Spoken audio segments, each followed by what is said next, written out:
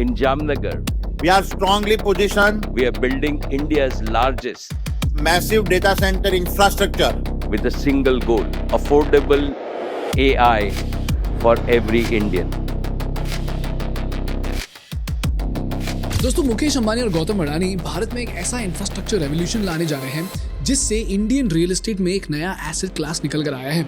ये asset class है data centres का। Mukesh Ambani is all set to build the world's largest data center. We plan to establish gigawatt scale AI ready data center. Google data centre में बड़े निवेश की तैयारी में Adani group $5 billion की निवेश की योजना बना रहा है Adani group. To develop renewable energy powered hyperscale AI ready data centers by 2035. और इंडिया में average rental yield residential housing में है कुछ 2 से 4% के बीच, कमर्शियल में है 8 से 11% के बीच, लेकिन डेटा सेंटर्स में रेंटल यील्ड 8 से 15% तक भी जा सकता है। और इंडिया में डेटा सेंटर्स बनाना कंपलसरी इसलिए है क्योंकि हम पूरी दुनिया का 20% डेटा प्रोड्यूस करते हैं, लेकिन हम सिर्फ 3% डेटा ही स्टोर कर पाते हैं। A decadal opportunity in India's domestic data center business. India currently generates approximately 20% of the world's data. Google, Microsoft have already been building similar facilities. They've seen significant growth in the Indian market. तो हमारा 17% data foreign data centres में stored है, जो कि national security के लिए ठीक नहीं है। तो बाकी 17% डेटा स्टोरेज और प्रोसेसिंग के लिए भारत में डेटा सेंटर्स की डिमांड बहुत ही तेजी से बढ़ने वाली है। अब ये सब देखकर मुझे लगा कि इंडिया डेटा रेवोल्यूशन में एक पायोनियर बनने जा रहा है, लेकिन इस शाइनी डिजिटल रेवोल्यूशन के पीछे एक डार्क रियलिटी है जिसके बारे में कोई बात नहीं कर रहा। और अगर भारत की जनता सरकार पर दबाव नहीं डालती तो डेटा सेंटर्स मुंबई, बैंगलोर, दिल्ली और चेन्नई में वाटर क्राइसिस पैदा कर सकते हैं।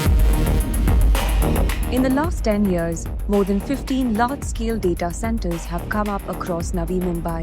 Enormous amounts of water are consequently being used to cool down these high-powered machines. The country is home to about 18% of the world's population, but it has access to only 4% of global freshwater resources. 21 major cities, including Delhi, Bangalore, Chennai, Hyderabad, they have large areas of the city which are not able to receive water supply anymore. And this is a serious issue.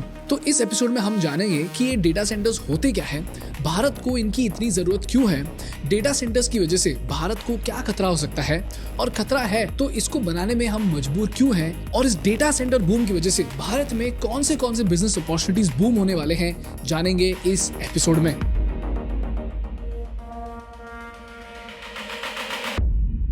दोस्तों, ये channel ज़ेरोदा और think school का एक joint initiative है जिसके माध्यम से हम भारत को वर्ल्ड क्लास बिजनेस एजुकेशन देना चाहते हैं। तो अगर आप भी बिजनेस सीखना चाहते हो तो प्लीज़ इस चैनल को सब्सक्राइब करो। आपके लिए तो ये फ्री है, लेकिन हमारे लिए ये बहुत बहुत ज़रूरी है।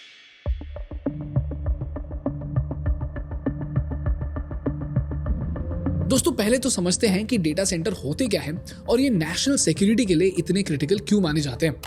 जब आप हॉटस्टार पर आईपीएल मैच देखते हो तो here's what happens in milliseconds. जैसे ही आप प्ले बटन दबाते हो, आपका फोन एक रिक्वेस्ट सेंड करता है जियो हॉटस्टार के डेटा सेंटर को। इस डेटा सेंटर में हजारों सर्वर्स होते हैं जो 24/7 एक क्लाइमेट कंट्रोल्ड एनवायरनमेंट में रखे जाते हैं। तो जब आपका रिक्वेस्ट इस डेटा सेंटर में आता है तो एक लोड बैलेंसर आपके लिए एक सर्वर एलोकेट कर देता है। ये सर्वर आपका सब्सक्रिप्शन वेरीफाई करेगा, आपके वीडियो फाइल को लोकेट करेगा, आपकी इंटरनेट स्पीड को चेक करेगा और आपके आईपीएल मैच के वीडियो को छोटे छोटे पैकेट्स में आपके फोन तक भेजना शुरू करेगा। फिर ये पैकेट्स हाई स्पीड फाइबर और आपके वाईफाई के जरिए आपके फोन तक पहुंचते हैं और आपका फोन इन पैकेट्स को प्रोसेस करके वीडियो में कन्वर्ट करके आपको आईपीएल मैच दिखाता है। इसी तरह आपका एक WhatsApp message, UPI payment, Instagram post, यहाँ तक कि गूगल सर्च भी इसी तरह प्रोसेस होते हैं। सो डेटा सेंटर बेसिकली बड़े बड़े कंप्यूटर वेयरहाउसेस होते हैं जो कि आपके डेटा को स्टोर, प्रोसेस और डिलीवर करते हैं। Now look at this graph.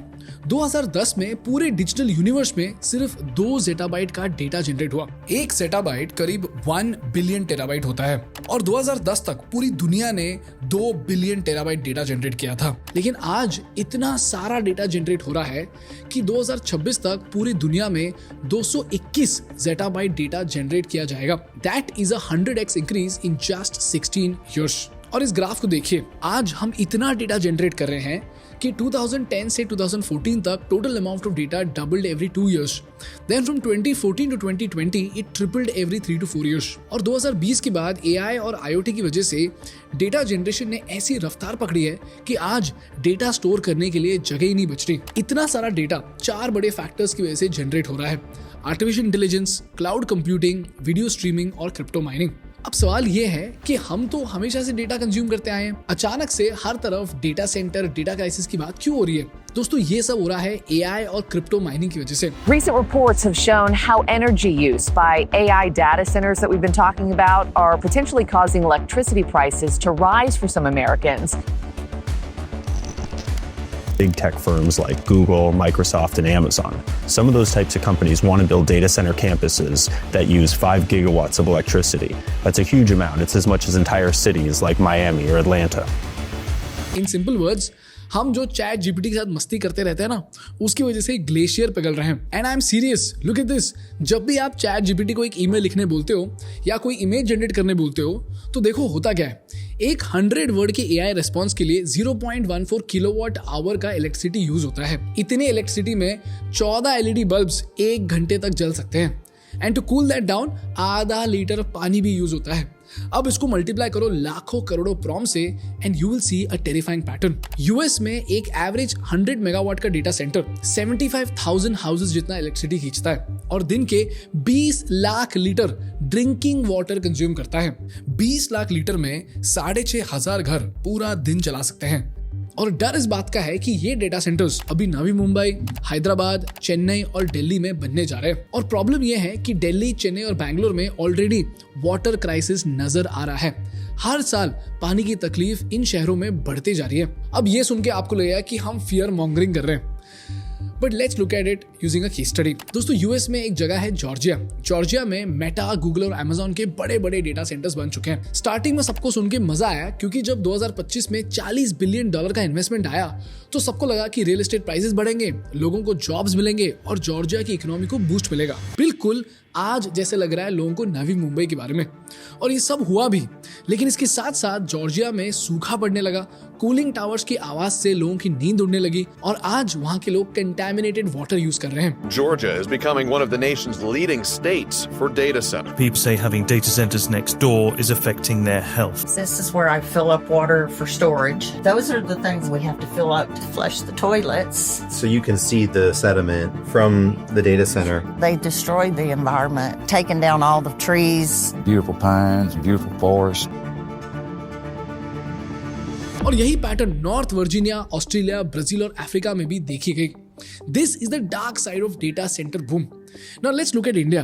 दोस्तों, आज यूएस में 5,300 डेटा सेंटर्स हैं, यूके में 514 डेटा सेंटर्स हैं, चाइना में 449 डेटा सेंटर्स हैं, लेकिन इंडिया में बस 270 डेटा सेंटर्स हैं. और हम इतना डेटा प्रोड्यूस करते हैं कि पूरी दुनिया का 20% डेटा सिर्फ इंडिया से जनरेट होता है. लेकिन प्रॉब्लम यह है कि हम पूरी दुनिया का 3% डेटा भी स्टोर नहीं करते. इसका मतलब यह है कि इंडिया में बहुत सारे डेटा सेंटर्स बनने वाले हैं, क्योंकि जो 17% डेटा है ना, इसको भी इंडिया में स्टोर करना जरूरी है. And if you look at it from the energy angle, India के डेटा सेंटर्स 2030 तक 57 terawatt hours of power consume करेंगे. पता है 57 टेरावाट आवर्स कितने होते हैं?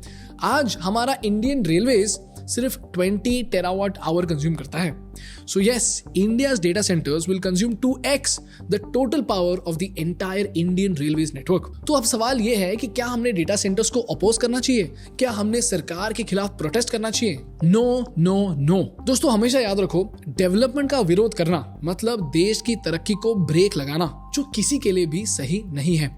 लेकिन रेकलेस डेवलपमेंट और सस्टेनेबल डेवलपमेंट में एक छोटा सा फर्क है. हमें डेवलपमेंट रोकने के लिए नहीं, बल्कि एक सेफ और सस्टेनेबल मॉडल को इंप्लीमेंट करने के लिए आवाज उठानी चाहिए.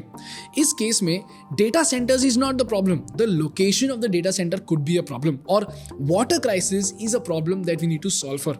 तो अगर सरकार किसी तरह वाटर सेविंग करके या एफिशिएंट वाटर डिस्ट्रीब्यूशन करके या बेटर कूलिंग सिस्टम यूज करके अगर डेटा सेंटर्स बनवाती है, तो उसमें कोई प्रॉब्लम नहीं है. और फिर वो डेटा सेंटर्स कहीं भी हो सकते हैं। लेकिन अगर हमने बिना सोचे समझे जहां सस्ती जमीन मिली वहां अगर हमने डेटा सेंटर्स बना दिया तो उससे भारत को फायदा कम और नुकसान ज्यादा होगा। तो एक्टिविस्ट बनने के चक्कर में डेवलपमेंट को नहीं रोकना चाहिए, क्योंकि भारत के लिए डेटा सेंटर्स का होना बहुत बहुत जरूरी है, इतना जरूरी कि इस पर हमारी नेशनल सिक्योरिटी डिपेंड करती है। Let's understand why. दोस्तों 2013 में एडवर्ड स्नोडन नाम के एक यूएस इंटेलिजेंस कॉन्ट्रैक्टर ने यह साबित किया कि यूएस गवर्नमेंट एक मास सर्विलेंस प्रोजेक्ट चला रहा था जिससे वो पूरी दुनिया के बड़े बड़े लीडर्स पर नजर रख रहा था। स्नोडन के डॉक्यूमेंट से यह पता चला कि एनएसए ने दुनिया के बड़े बड़े लीडर्स के फोन्स टैप किए जा रहे थे और उनके प्राइवेट मैसेजेस को पढ़ा जा रहा था और ये सारा डेटा यूएस के सर्वर्स में स्टोर्ड था। तो यूएस गवर्नमेंट ने पेट्रियट एक्ट के बहाने इस डेटा को यूज करना शुरू कर दिया। तो आज अगर हमारा डिफेंस या पेमेंट डेटा यूएस या किसी और देश के सर्वर पर स्टोर होता है तो वो देश की सरकार पेट्रियट एक्ट जैसे कानून यूज करके वो डेटा को लीगल तरीके से निकाल सकती है और यूज कर सकती है और वो जासूसी करके हमारे स्ट्रैटेजी, मूवमेंट और कमजोरियों का पता लगा के हमारे खिलाफ यूज कर सकते हैं। इनफैक्ट 2013 में जब एक ड्रग ट्रैफिकिंग के इन्वेस्टिगेशन के लिए यूएस गवर्नमेंट ने माइक्रोसॉफ्ट से अपने ही डेटा का एक्सेस मांगा तो माइक्रोसॉफ्ट ने डेटा देने से मना कर दिया। क्यों? क्योंकि वो डेटा यूरोपियन डेटा सेंटर्स में स्टोर्ड था। Microsoft Irish and EU privacy loss के तहत यूएस गवर्नमेंट को भी मना कर पाया और वॉर के दौरान अगर हमारा डेटा यूएस सर्वर्स में हो तो यूएस रातों रात हमारे Aadhaar systems, UPI systems, defence logistics और बैंकिंग सिस्टम को एक साथ बंद करवा सकता है। एंड एक कहावत है, if you blind a soldier for a minute he dies, if you blind a nation for 24 hours any nation can fall. So moral of the story ये है कि if India doesn't own its data it can not own its destiny. इसीलिए Reserve Bank of India ने already payment system data को India में store करने का mandate दिया है। और जैसा मैंने पहले कहा, डर इस बात का है कि दुनिया के 20% डेटा में से आज हम सिर्फ 3% स्टोर कर पाते हैं।